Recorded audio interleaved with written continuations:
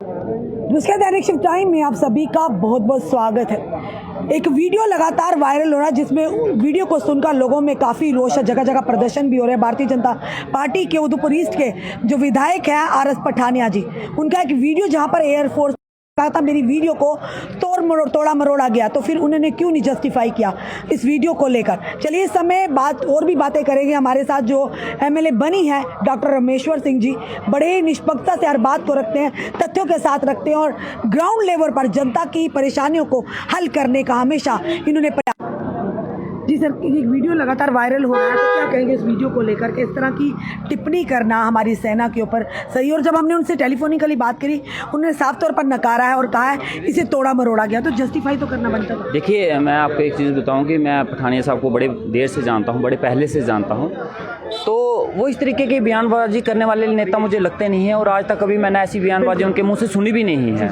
और वो बड़े सुलझे हुए, समझदार, एक्सपीरियंस नेता हैं। और अगर वो इस तरीके की बयानबाजी कर रहे हैं और ये बोल रहे हैं कि उनके बयान को तोड़ मरोड़ के पेश किया गया है, तो हो सकता है, क्योंकि आजकल सोशल मीडिया में बड़ी सारी चीज़ें जो हैं वो अलग तरीके से पेश की जा सकती हैं।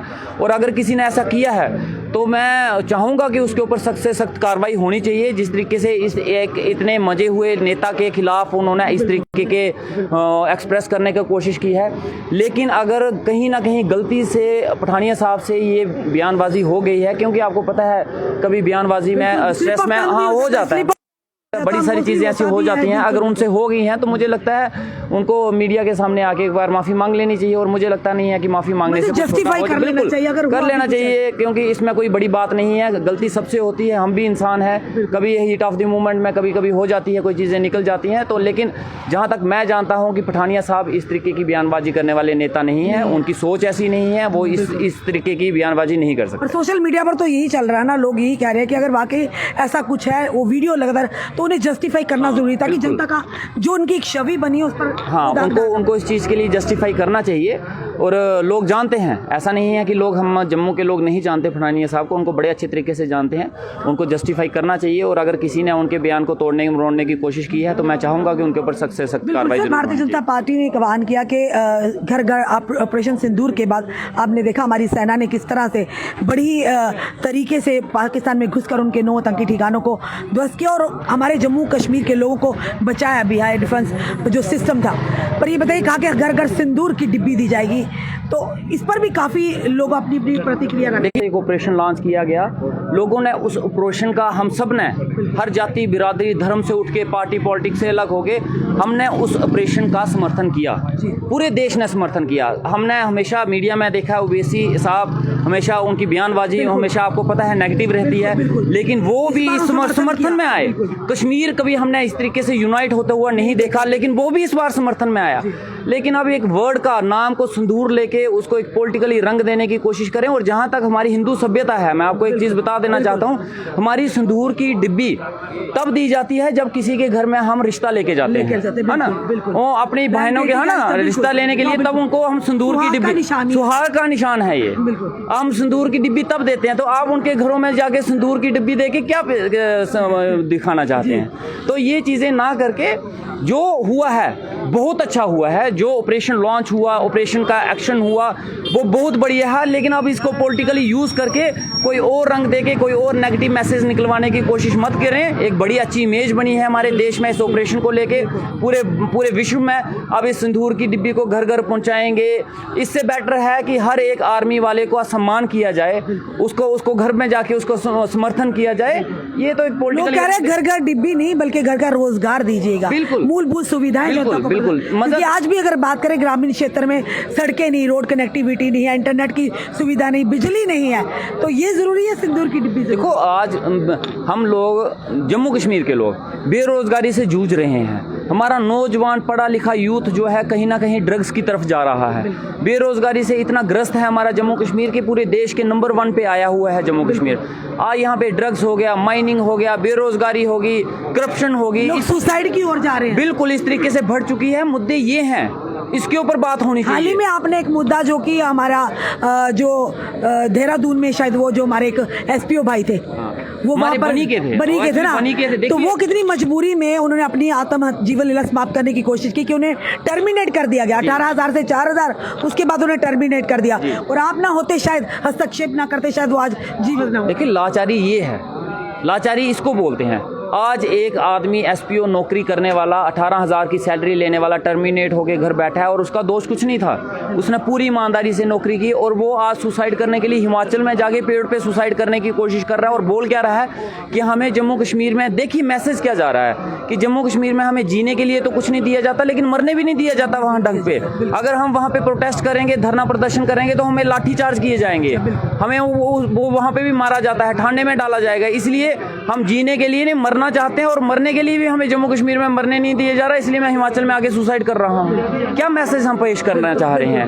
तो ज़रूरत है इस वक्त देश को, और हमारे एजुकेशन सिस्टम की हालत देख लीजिए, हमारे स्कूलों की हालत ये है कि मैं अपने एरिया की बात आपने देखा, बिल्कुल बच्चों को तो कुछ आता ही नहीं। 8वीं 10वीं पढ़ते बच्चे जो है बुक्स देख के नहीं पढ़ पाते। स्कूलों की बिल्डिंग ऐसी है, खंडर हो चुके हैं, करप्शन हो चुकी है, 1-1 करोड़ की बिल्डिंग है पिछले 5-5-6 साल से। पूरी जो एजुकेशन मिलनी चाहिए बच्चों को नहीं मिलती ना, इसीलिए हमने एक पोस्ट डाली थी अपनी आईडी पर। क्या लगता है कि जितने भी टीचर एजुकेशन डिपार्टमेंट, उनके बच्चे भी स्कूलों में, सरकारी स्कूलों में एडमिशन दिलवानी चाहिए। देखिए टीचर ही नहीं, मैं कहता हूँ हर एक गवर्नमेंट एम्प्लॉय, गवर्नमेंट के साथ जुड़ा हुआ हर एक शख्स जो गवर्नमेंट की सैलरी ले रहा है, गवर्नमेंट के फायदे ले रहा है, उन सबको, इवन की हर एक पॉलिटिशियन, चाहे चीफ मिनिस्टर का बेटा क्यों ना हो, विधायक को, हर एक ऑर्डर निकलना चाहिए। और मैं आपको बताता हूँ, जब मैं स्कूल में गया, मैं टीचरों से पूछा, मैंने कहा आपके स्कूल के, आपके बच्चे कहाँ पढ़ते हैं? उन्होंने बोला प्राइवेट स्कूलों में पढ़ते हैं। और उनके स्कूल के बच्चे, मैंने कहा आपके स्कूल के, आपके बच्चे बुक देख के पढ़ लेते हैं? कहने हाँ। तो फिर मैंने कहा ये क्यों नहीं पढ़ पाते?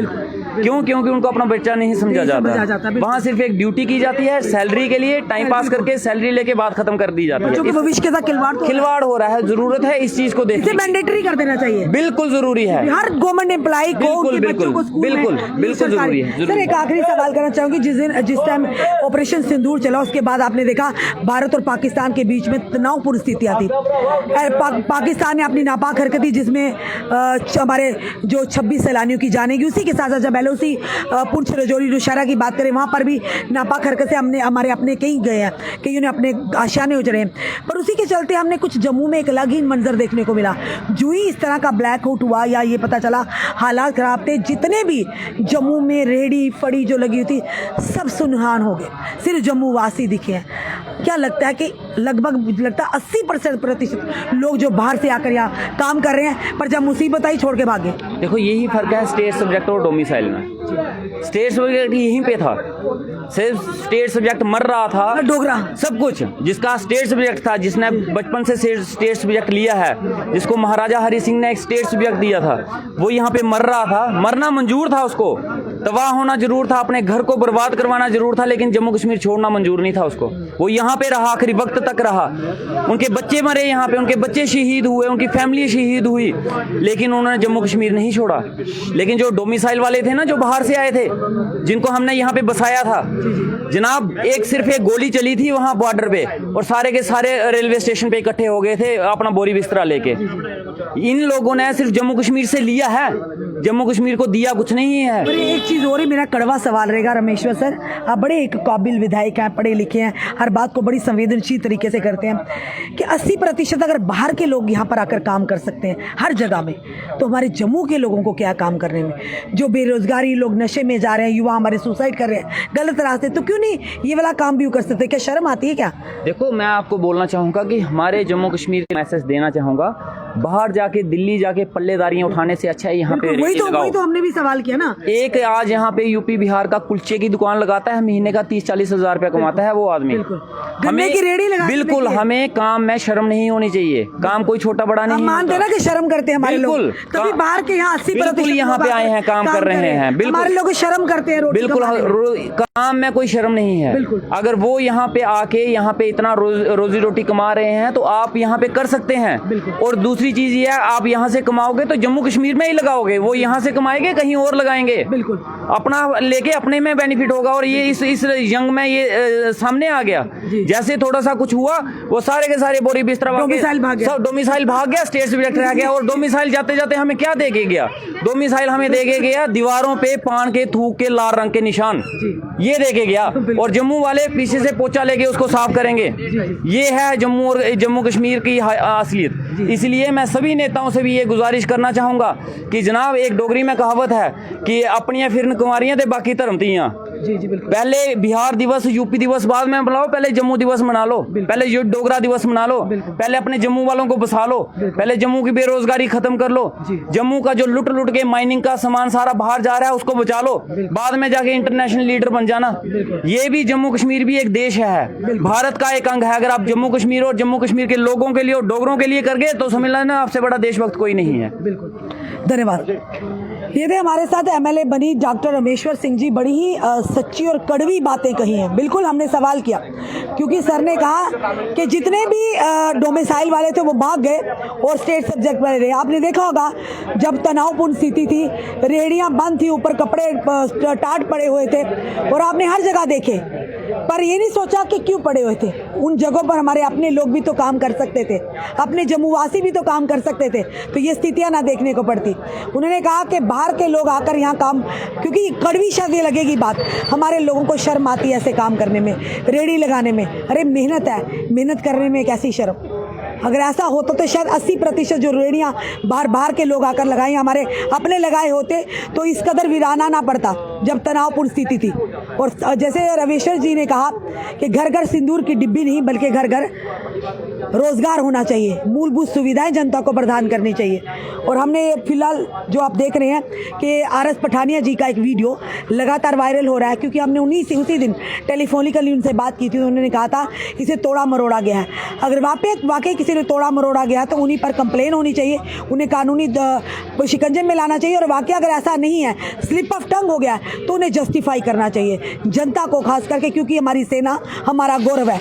इस समय जनता उनके इस बयान को लेकर रोष में है।